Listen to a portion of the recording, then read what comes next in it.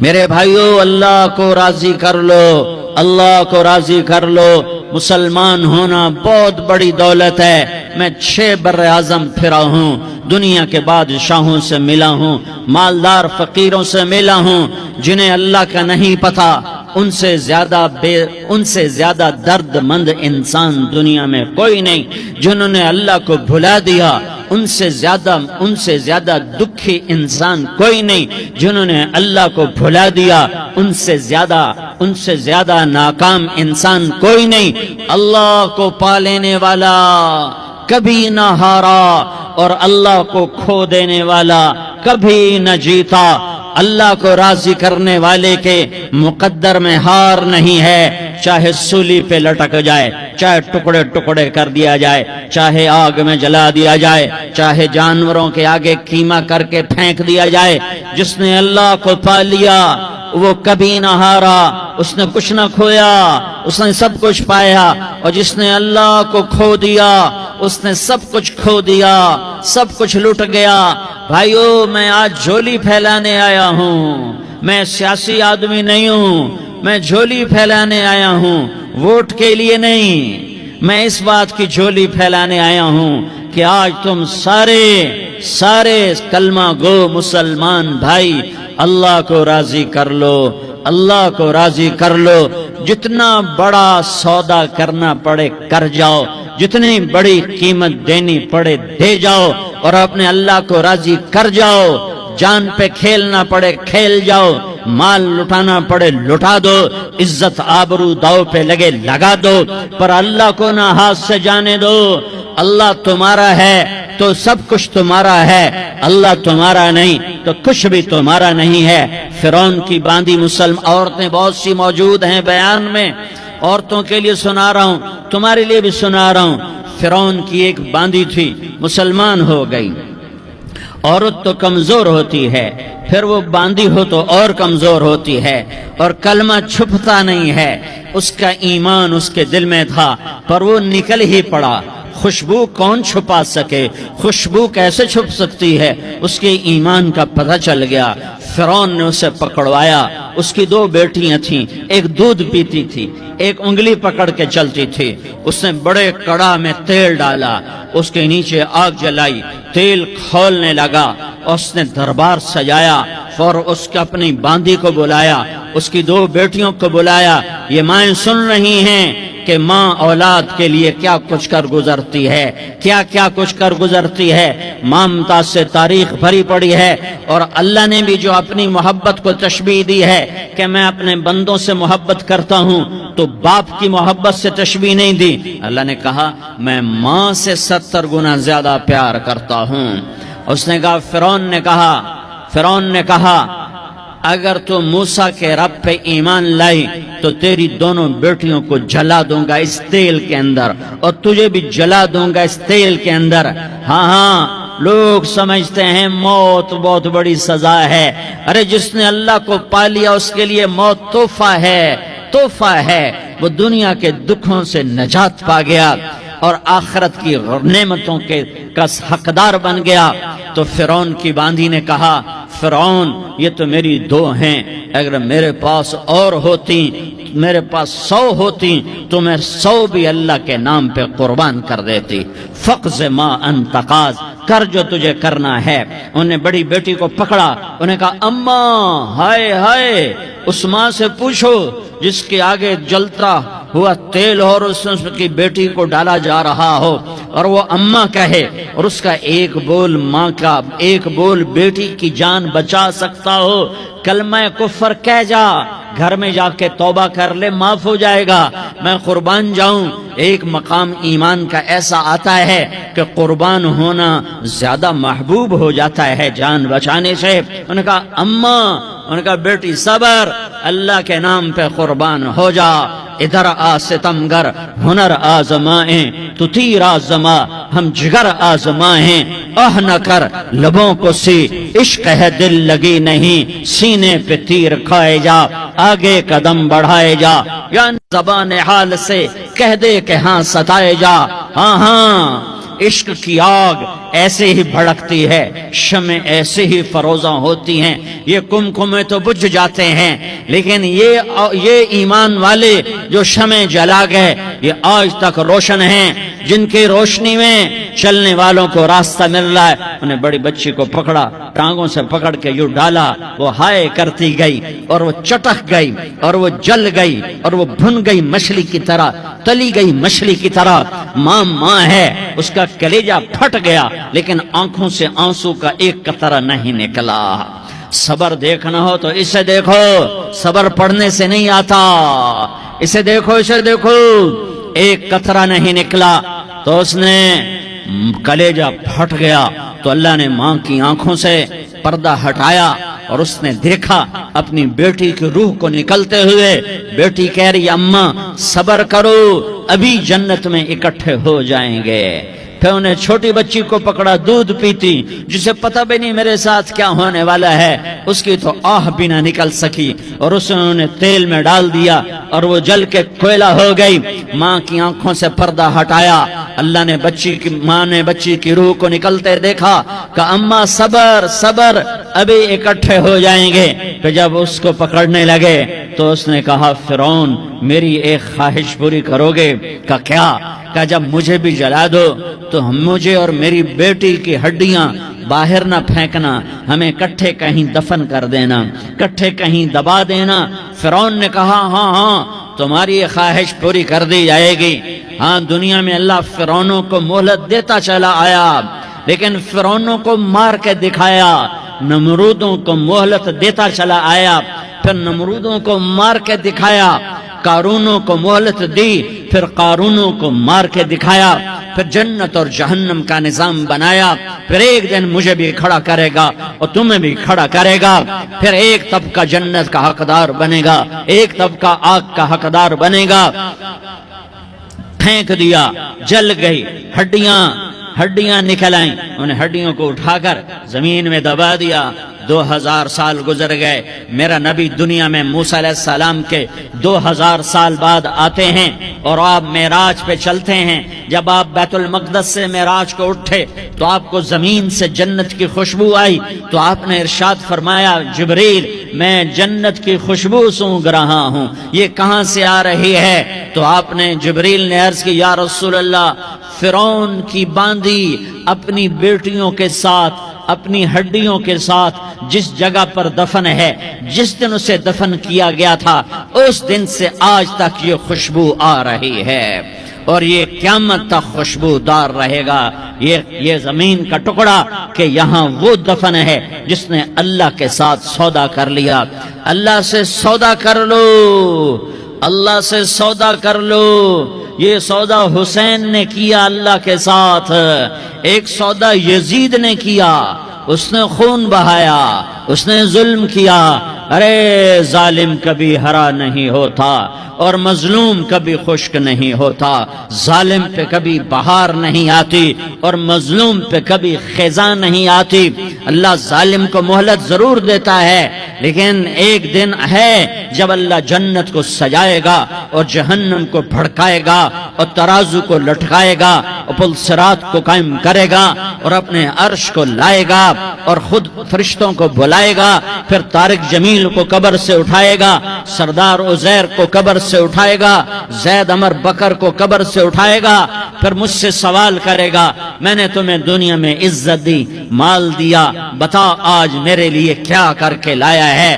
بولو آج کیا کر کے لائے ہو؟ یا اللہ کی قیامت سے ٹکر لے جاؤ، یا اللہ کی جہنم کو پانی سے بجھا دو، یا اللہ کی جنت کو آگ لگا دو، یا قبر میں جانے سے انکار کر دو، یا موت سے لڑنے کی طاقت دکھا دو، یا یہ طرز زندگی چھوڑو جس نے ہمیں ہلاک کر دیا، اللہ کے سامنے رسوا کر دیا۔ موت ہے، جنت ہے، جہنم ہے، آخرت ہے، اللہ ہے، رسالت ہے، محمد مصطفیٰ کی ہستی ہے جو تمہارے لیے پس گیا، لٹ گیا، دان توڑوائے، خون خون ہوا. جاؤ جاؤ چلو میرے ساتھ، میں تمہیں طائف کے پہاڑوں میں لے جاؤں اور میں تمہیں وہاں کھڑ کے سوال کروں. کاش طائف کے پہاڑوں کی زبان ہوتی تو وہ سب سے پہلے ہمیں تمہیں لان تان کرتا. ارے تمہیں شرم نہ آئی کہ تمہارا نبی تمہارے لیے خون و خون ہو گیا. اس کے 2 دفعہ آسمان کے فرشتے روئے ہیں. 2 دفعہ آسمان کے فرشتے روئے ہیں. ایک 4000 سال پہلے جب ابراہیم بوڑھا باپ 96 سال کی عمر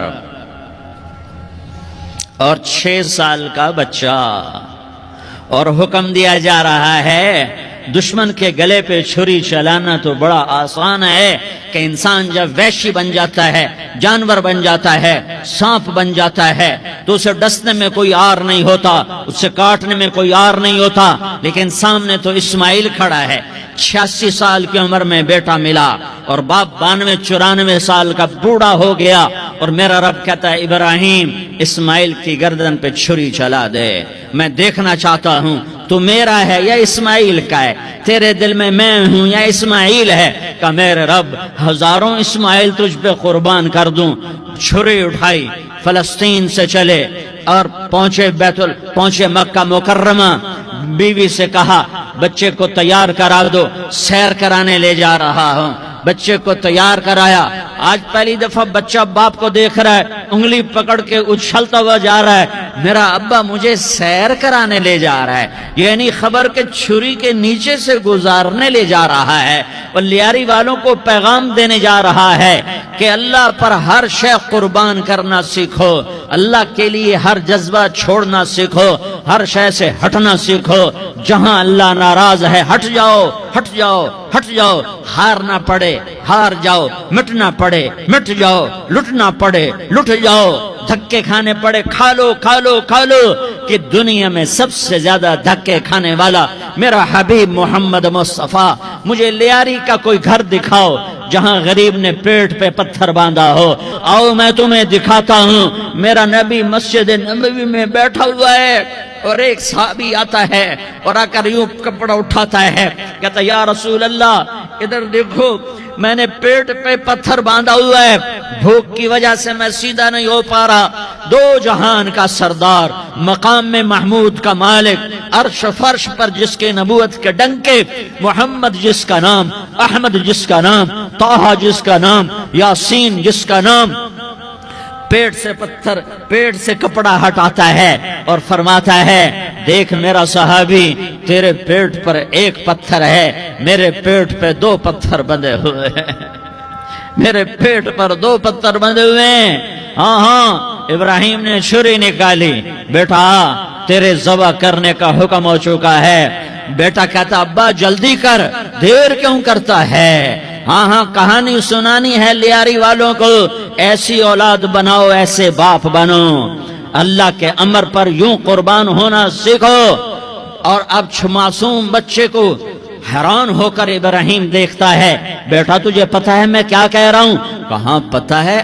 آپ کہہ رہے ہیں میں ذبح کروں گا تو میں مر جاؤں گا، میں مر جاؤں گا تو مجھے آپ کی جگہ اللہ ملے گا، اللہ آپ سے بہتر ہے. مجھے دنیا کی جگہ جنت ملے گی، جنت دنیا سے بہتر ہے. پھر معصوم بچے کو ماں یاد آ جاتی ہے، پھر کہتا ہاں مجھے اپنی ماں کا غم ضرور ہے، اسے بڑا صدمہ ہوگا میرے مرنے کا.